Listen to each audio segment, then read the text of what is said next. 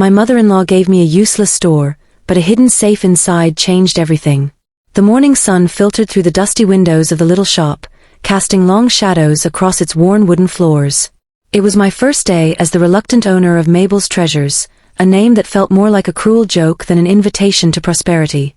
My mother-in-law, Evelyn, had handed me the keys with a tight-lipped smile and an air of finality. "It's yours now," she'd said, her tone somewhere between resignation and satisfaction. I hadn't asked for it. In fact, I'd actively avoided anything remotely connected to Evelyn's meddling since marrying her son Daniel. But here I was, standing amidst shelves lined with faded books, chipped teacups, and other relics no one seemed interested in buying. Evelyn wasn't exactly known for her generosity, or even basic kindness. To say our relationship was strained would be an understatement. She had always viewed me as inadequate, someone who didn't measure up to her lofty expectations for her only child. When Daniel proposed, she gave me a look so piercing it felt like she could see every flaw I tried desperately to hide. Over the years, we'd managed a fragile truce, but it was clear she tolerated me rather than accepted me. So when she announced at dinner last month that she wanted to pass on her precious legacy to me, I knew better than to feel flattered. Daniel, bless his heart, thought it was a wonderful idea. "It'll give you something meaningful to do," he'd said earnestly over breakfast one morning, oblivious to the tension crackling in the air. He believed this store held sentimental value for Evelyn, a piece of her past tied to happier days before my father-in-law passed away. What neither of us realized then was how little sentimentality actually factored into her decision. This wasn't about preserving memories, it was about getting rid of a burden. The store sat tucked away on a quiet street in the older part of town, far from the bustling main roads where people still shopped.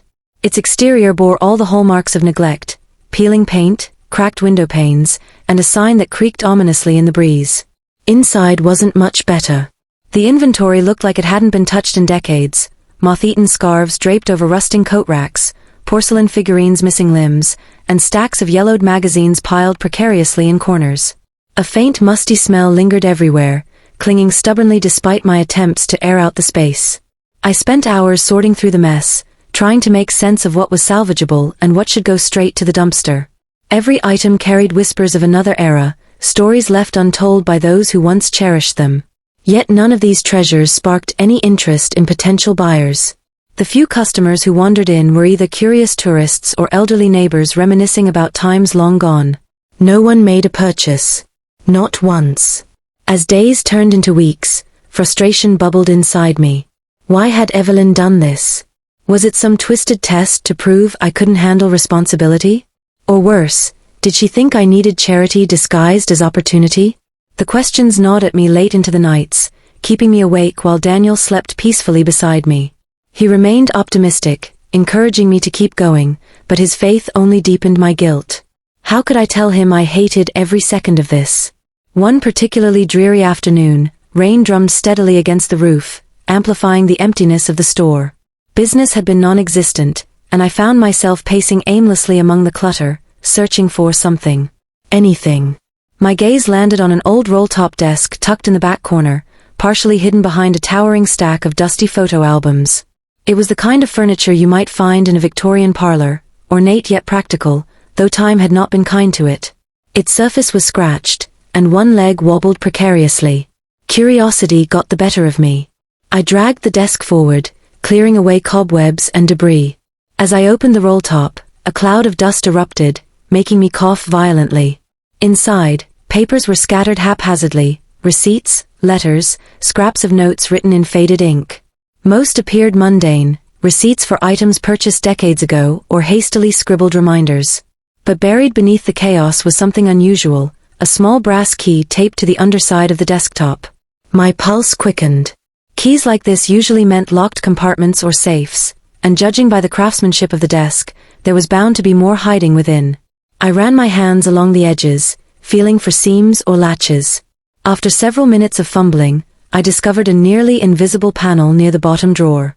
With trembling fingers, I inserted the key and turned it. A soft click echoed in the silence. Slowly, I pulled the panel open to reveal a hidden safe embedded in the woodwork. It was smaller than I expected, just big enough to hold a shoebox, but its presence sent a jolt of excitement coursing through me. Could this be what Evelyn truly intended to leave behind? Had she known all along what lay concealed within? For the next hour, I sat cross-legged on the floor, staring at the safe as if willing it to unlock itself. The combination dial gleamed under the dim light, taunting me with its secrets. Without knowing the code, there was no way to access whatever lay inside. Frustration mingled with anticipation, creating a storm of emotions I couldn't quite contain. That evening, as Daniel stirred pasta on the stove, I casually broached the subject. "Did your mom ever mention anything special about the desk at the store?" I asked, feigning nonchalance. He glanced up, eyebrows furrowed. "The desk? You mean that old thing in the back?" "I don't think so." "Why?" "No reason," I lied, forcing a smile. "Just wondering." But Daniel's response only fueled my determination. If Evelyn had entrusted me with this store, and by extension the safe, then unlocking it became my mission. I began combing through everything I could find, scouring drawers, boxes, and even the attic above the shop for clues. Each discovery brought me closer to unraveling the mystery, though the pieces remained frustratingly incomplete. Late one night, after Daniel had fallen asleep, I returned to the store alone. Moonlight streamed through the windows, bathing the interior in silver hues. Armed with a flashlight and a notebook filled with cryptic observations, I resumed my search. Somewhere in this labyrinth of forgotten objects lay the answer I sought. Hours passed unnoticed as I pored over documents and examined artifacts. Then, tucked inside a leather-bound journal labeled Personal Accounts, I stumbled upon a series of numbers written in Evelyn's unmistakable handwriting. They weren't random, they followed a pattern, almost rhythmic in their sequence. Heart-pounding, I raced back to the desk and entered the digits into the safe dial. With a satisfying clunk, the mechanism released. I exhaled sharply, my breath catching in my throat as I reached inside. Nestled within the safe was a bundle wrapped in faded velvet cloth. Carefully unwrapping it revealed a collection of photographs, letters, and, a gasp escaped my lips, a thick envelope stuffed with cash. Beneath the money lay a document bearing official seals and signatures, its contents too complex to decipher in the dim light. Tears welled in my eyes as realization dawned. This wasn't just a safe, it was a vault of memories, of lives intertwined and moments preserved. And suddenly, the weight of Evelyn's gift took on new meaning. Far from being useless, the store was a vessel carrying stories waiting to be told, treasures waiting to be rediscovered. Yet as I stared at the contents of the safe, questions swirled in my mind. Who were the people in the photographs? What secrets did the letters hold? And why had Evelyn chosen to entrust me with this legacy? The answers eluded me, but one thing was certain, this discovery would change everything, for better or worse. Over the following days, I immersed myself in piecing together the fragments of history contained within the safe. The photographs were my starting point, each image capturing faces frozen in time. Some depicted Evelyn during her youth, radiant and full of life, surrounded by friends whose laughter seemed to leap off the glossy prints. Others showed a man I recognized as my late father-in-law, his arms slung affectionately around Evelyn's shoulders, their smiles hinting at a love story I had never fully understood. Among these familiar figures, however, were strangers whose identities remained elusive. One photograph in particular caught my attention, a young woman with striking features and a mischievous grin, holding a baby wrapped in a knitted blanket. She stood beside Evelyn, their resemblance uncanny, suggesting they might have been sisters. Yet Daniel had never mentioned having an aunt, and Evelyn rarely spoke of her own family. Who was this woman, and what had become of her? The letters provided further insight, though they often raised more questions than answers. Written in elegant cursive, they chronicled exchanges between Evelyn and various correspondents, spanning decades. Many were addressed to someone named Clara, presumably the woman in the photograph. Their words hinted at a bond deeper than mere friendship, filled with confessions of dreams, fears, and regrets. One letter, dated shortly after my father-in-law's death, struck a particularly poignant chord. "Clara, I fear I've lost myself in grief. The world feels hollow without him, and yet I carry on because I must, for Daniel, for you, for the life we built together. Sometimes I wonder if leaving Mabel's treasures behind will ease the ache, but it is more than just a store. It is a testament to our resilience, a place where memories live on. Perhaps someday, someone else will find solace here as we once did." Reading those lines, I felt a lump rise in my throat. For years, I had resented Evelyn, convinced she saw me as nothing more than an interloper in her carefully constructed world. But now, glimpses of vulnerability emerged, a side of her I had never imagined existed. Her pain was palpable, raw, and achingly human. And somehow, inexplicably, she had entrusted me with the very place that symbolized her most cherished memories. The envelope of cash added another layer of complexity. It wasn't an insignificant amount, enough to cover months of rent and renovations, but its purpose baffled me. Was it meant as a lifeline, ensuring the store's survival? Or did it represent something greater, a gesture of trust and reconciliation? Whatever the intent, it underscored the magnitude of Evelyn's decision to hand over the business. Determined to uncover the truth, I decided to confront her directly. On a crisp Saturday morning, I drove to her sprawling estate nestled on the outskirts of town. The house loomed imposingly against the horizon, its manicured gardens and pristine facade a stark contrast to the weathered charm of Mabel's treasures. As I approached the door, nerves coiled tightly in my stomach. This conversation promised to be anything but easy. Evelyn greeted me with her usual composure, though her sharp eyes betrayed a flicker of surprise. "To what do I owe this unexpected visit?" she asked, ushering me into the sitting room. Sunlight streamed through lace curtains, illuminating antique furniture polished to perfection. I hesitated, clutching the bundle of photographs and letters close to my chest. "I need to ask you about something," I began haltingly. "Something I found at the store." Her expression shifted imperceptibly, curiosity mingling with caution. "Go on."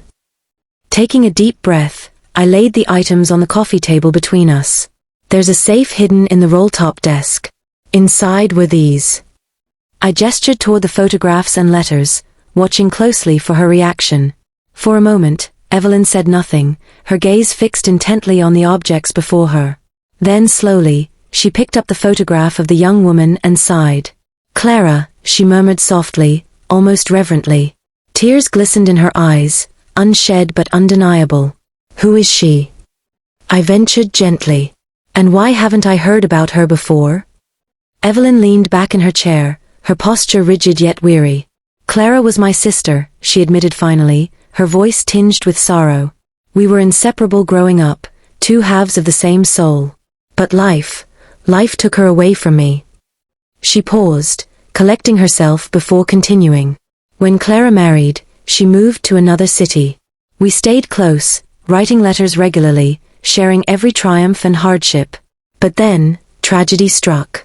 She fell ill, and despite everything we tried, she didn't survive. Losing her nearly destroyed me." Her confession hung heavy in the air, filling the silence with unspoken grief. I listened intently, realizing for the first time how deeply Evelyn's losses had shaped her. Her aloof demeanor, her biting remarks, they weren't merely acts of cruelty but defenses built around a heart scarred by loss. "And the store?" I prompted cautiously. "What does it mean to you?" Evelyn smiled faintly, a bittersweet curve of her lips. "After Clara died, I poured myself into running Mabel's treasures. It became a sanctuary, a place where I could honor her memory and preserve the things we loved. Over time, it grew to represent more than just nostalgia. It embodied resilience, hope, and the enduring power of connection." Her words resonated deeply, stirring something within me I hadn't anticipated. All this time, I had viewed the store as a burden, a relic of a bygone era irrelevant to modern life. But now, seeing it through Evelyn's eyes, I understood its true significance.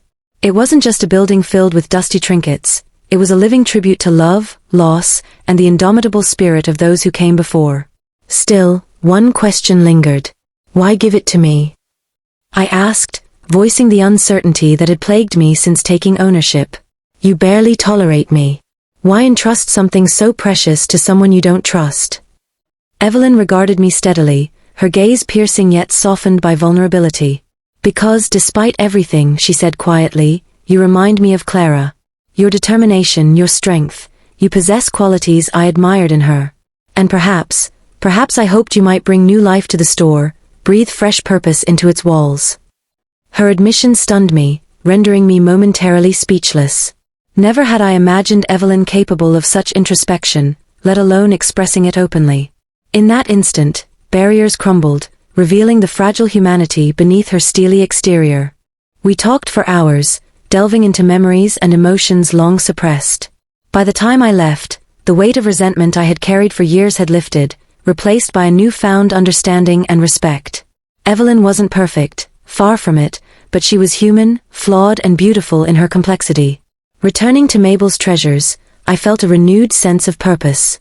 The store was no longer a burden but an opportunity, a chance to honor Evelyn's legacy while forging my own path. With each passing day, I uncovered more treasures, both literal and metaphorical, transforming the space into a vibrant hub of community and connection. But the journey was far from over. Among the letters and photographs, one final mystery remained unsolved, a cryptic note tucked inside the envelope of cash. Scrawled in hurried handwriting, it read, "If you're reading this, know that not all treasures are visible. Look beyond the surface, and you'll find what truly matters." What did it mean? And what awaited me in the depths of Mabel's treasures? Only time would tell. The cryptic note haunted me, its words echoing in my mind long after I'd tucked it back into the envelope. Look beyond the surface, and you'll find what truly matters. It felt like a riddle, an invitation to dig deeper, not just into the store's dusty corners but into the very essence of its history. What had Evelyn meant? Was there more hidden within Mabel's treasures, or was this message symbolic, urging me to see the store itself in a new light? I spent the next several days consumed by the mystery. Each morning, I arrived at the shop before sunrise, armed with determination and a growing sense of curiosity. The store seemed alive now, no longer a relic of neglect but a labyrinth of possibilities waiting to be unraveled. Every creak of the floorboards, every glint of sunlight on tarnished metal, whispered secrets that begged to be discovered.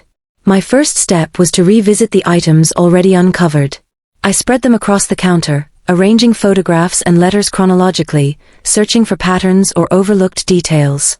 One particular photograph caught my eye, a group shot taken outside the store decades ago. In the center stood Evelyn, flanked by Clara and another man whose face was partially obscured by shadow. His presence intrigued me. He wasn't someone I recognized from any other images. Who was he, and why had he been included in such an intimate gathering? Flipping the photograph over revealed faint handwriting, opening day, 1958. Below the date, written in smaller script, were the initials JH. My pulse quickened. This wasn't just a casual snapshot, it marked the beginning of Mabel's treasures as we knew it. But who was JH, and what role had he played in the store's origins? The name nagged at me, tugging at some distant memory. Then it hit me. Evelyn had mentioned someone named Jonathan once, years ago during a rare moment of openness. She had referred to him briefly as an old friend, her tone dismissive yet tinged with something else I couldn't quite place. Could JH be Jonathan? And if so, why had she never spoken of him again? Determined to find answers, I turned to the attic above the shop. It was a space I had avoided until now, intimidated by its clutter and disarray. But the note's cryptic promise propelled me forward. Armed with a flashlight and gloves, I climbed the narrow staircase, pushing open the door to reveal a cavernous room filled with forgotten relics. Dust motes danced in the beam of my flashlight, illuminating trunks, crates, and stacks of furniture shrouded in faded sheets. As I sifted through the chaos, one object stood out, a large steamer trunk stamped with the initials JH. My heart raced as I knelt beside it, brushing away layers of grime. The lock was rusted shut, but with some effort, and a well-placed crowbar, I managed to pry it open. Inside lay a treasure trove of documents, personal belongings, and mementos that painted a vivid picture of a life intertwined with Evelyn's. Among the contents was a leather-bound journal belonging to Jonathan Hargrove. Its pages chronicled his partnership with Evelyn in launching Mabel's treasures, detailing their shared vision of creating a haven for antiques and heirlooms. Their collaboration appeared harmonious at first, fueled by mutual passion and ambition. Yet as I read further, cracks began to emerge. Entries hinted at disagreements over finances, creative differences, and tensions exacerbated by Clara's illness. By the final pages, Jonathan's tone grew bitter, accusing Evelyn of betrayal and cutting ties altogether.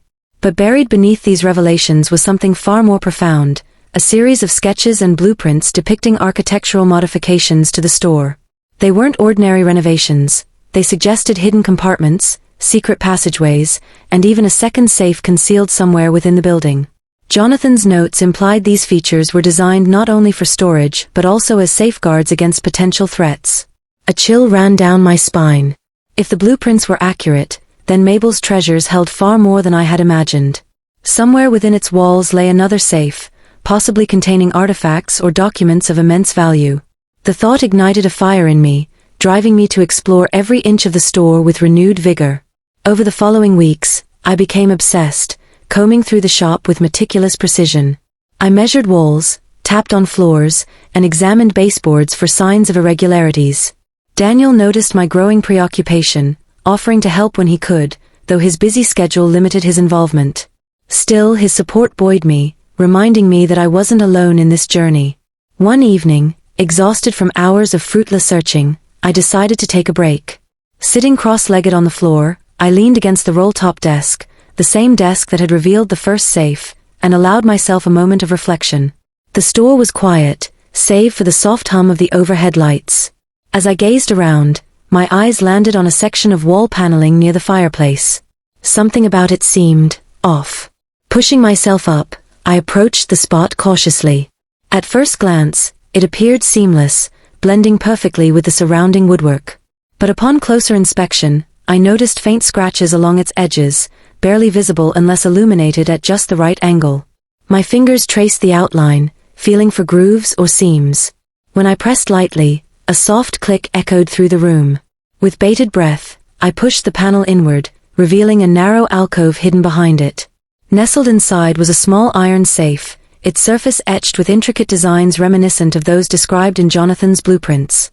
A surge of triumph washed over me as I reached for the dial, my hands trembling with anticipation. Unlike the previous safe, this one lacked a keyhole, relying solely on a combination lock. Consulting Jonathan's journal, I found a sequence of numbers scrawled in the margins, accompanied by a note, for Evelyn should she ever need it. My stomach churned with nervous excitement. Could this be the culmination of everything I had uncovered thus far? Entering the combination required patience and precision. Each turn of the dial felt agonizingly slow, heightening the tension coiled within me. Finally, with a satisfying click, the mechanism released. I exhaled sharply, pulling the door open to reveal its contents. Inside lay a collection of items far more personal than anything I had anticipated. Among them was a bundle of letters addressed to Evelyn, their envelopes sealed and unopened. Beside them rested a delicate locket engraved with Clara's initials, its chain gleaming despite years of disuse. Most striking of all was a folded document bearing official seals, an original deed to the property housing Mabel's treasures. Tears welled in my eyes as I unfolded the deed, reading the fine print. It confirmed what I had suspected. Jonathan Hargrove had been a co-owner of the store, his share transferred entirely to Evelyn following their fallout. The implications were staggering. Had Evelyn known about this document all along? Or had Jonathan intended for it to remain hidden, a safeguard ensuring her future? Clutching the locket in one hand and the deed in the other, I realized the weight of what I held. These weren't mere possessions, they were symbols of trust, sacrifice, and redemption. Evelyn had entrusted me not only with the store but with the truths it guarded, trusting me to honor its legacy. Yet even as clarity dawned, questions lingered. Why had Jonathan chosen to sever ties so abruptly? What unresolved conflicts still lingered between him and Evelyn? And how did Clara's untimely death factor into their fractured relationship? The answers remained elusive, scattered fragments of a puzzle spanning decades. But one thing was certain, Mabel's treasures was far more than a repository of antiques and memories. It was a living testament to lives intertwined, a monument to love, loss, and resilience. As I sat amidst the store's treasures, bathed in the golden glow of twilight, I felt a profound shift within myself. No longer burdened by resentment or uncertainty, I embraced the responsibility bestowed upon me. This store wasn't just Evelyn's legacy, it was mine now too. And with each discovery, I vowed to preserve its stories, sharing them with anyone willing to listen. But the journey was far from over. Beyond the surface of Mabel's treasures lay countless untold tales, waiting to be unearthed. And deep within its walls, I sensed another secret stirring, a revelation that would challenge everything I thought I knew. For now, however, I reveled in the beauty of what I had found, knowing that the true treasure wasn't gold or jewels but the connections forged across time and generations. Unbeknownst to me, the store's deepest mystery had yet to reveal itself. Hidden beneath its foundation, buried in the earth where roots intertwined with history, lay a chest inscribed with a single word, hope. What it contained, and how it would alter the course of my life, remained veiled in shadow. But destiny moves in mysterious ways, and soon enough, the echoes of the past would call me forth once more.